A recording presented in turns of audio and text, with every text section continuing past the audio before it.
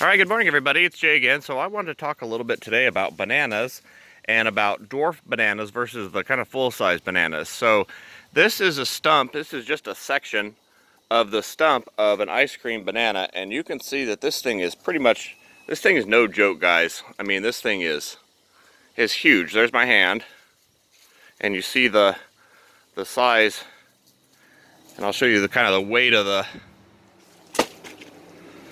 plant. Like, this thing is heavy. This thing is no joke. Like I said, this is just a little, I don't know, maybe 5-foot section of the trunk, and it's heavy. So when I go to cut down the bananas, when I go to cut down the bananas to get rid of the plant because it produced the bananas and it's going to produce from the pups that come up later, you see that this is just quite a large heavy plant to get rid of per the bananas that you're getting.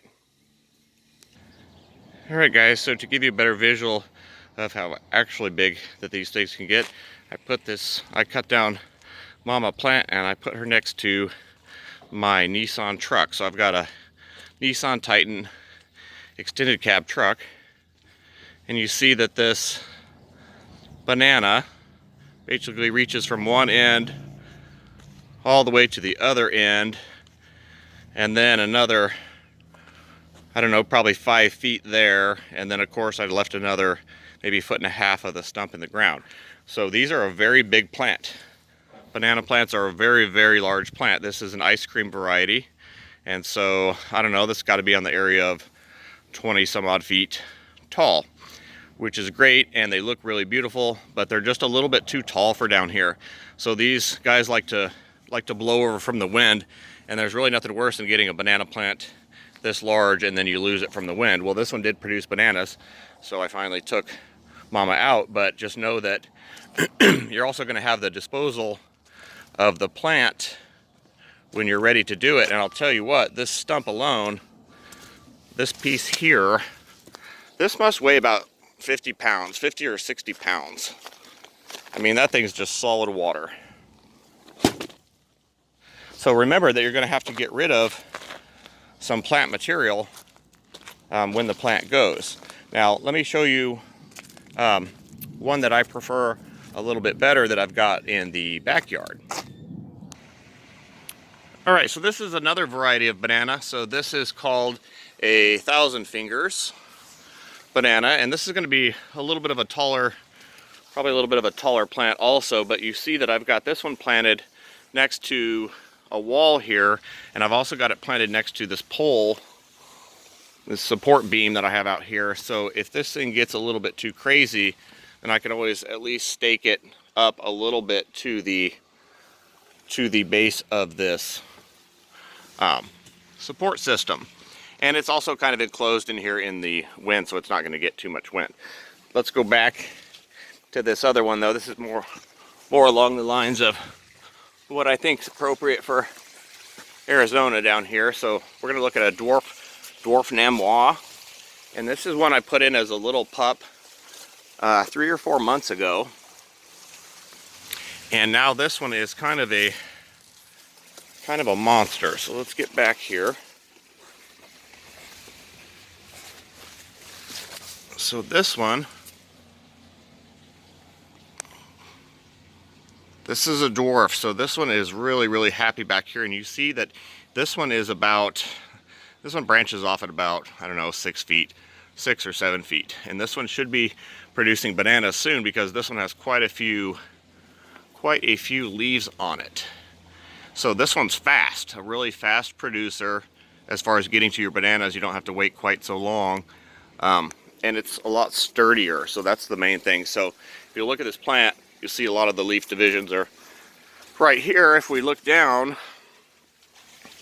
at the trunk of this thing has as big a trunk, or if not a bigger trunk, than the one that I showed you earlier that I cut down. And this one also has produced, let's see here, 1, 2, 3, 4, 5. Nice big one. I thought I saw a 6th one, but maybe not.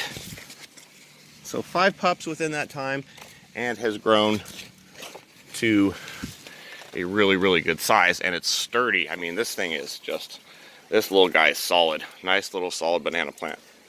And it's faster growing, uses the same amount of water. The other one exceeds it by like 6 months though.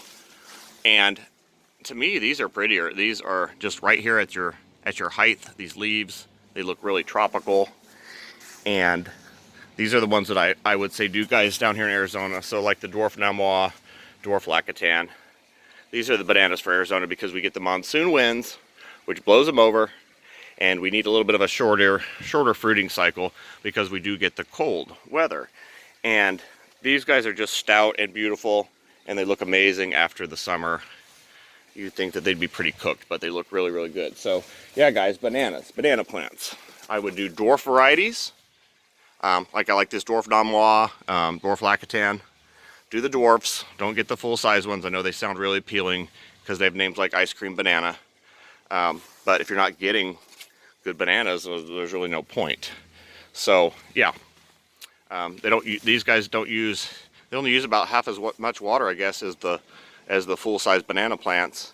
And these guys have enormous leaves. They're like a lot fatter and wider than they are long and narrow. So it's got some really beautiful leaves on it. All right, guys, that is bananas and banana plant disposal. And this is definitely one that you should plant in Arizona. I usually plant them on the south side of the house. They don't seem to like the north side at all whatsoever. They like the south side, but they like the trunk. You can see it's nice and cool because it's down there with all the pups plus all the leaves. So it can be in full sun. It just has to have basically from here down, from that crown down, protected somehow. Either you wrap it or shade it or put it next to a fence or do whatever you got to do to keep that part shaded and cool, and then let that banana plant out in there in the sun like you would like a bird of paradise or something. Just kind of let it up there and it'll fruit up there for you. All right, guys, a little bit of a longer one, but that's bananas in Arizona, and my experience in growing them over the years is I would much rather get rid of a smaller plant, if anything else, than that large of a plant that you see I have to pay to dispose of. So all right, guys, thank you for watching.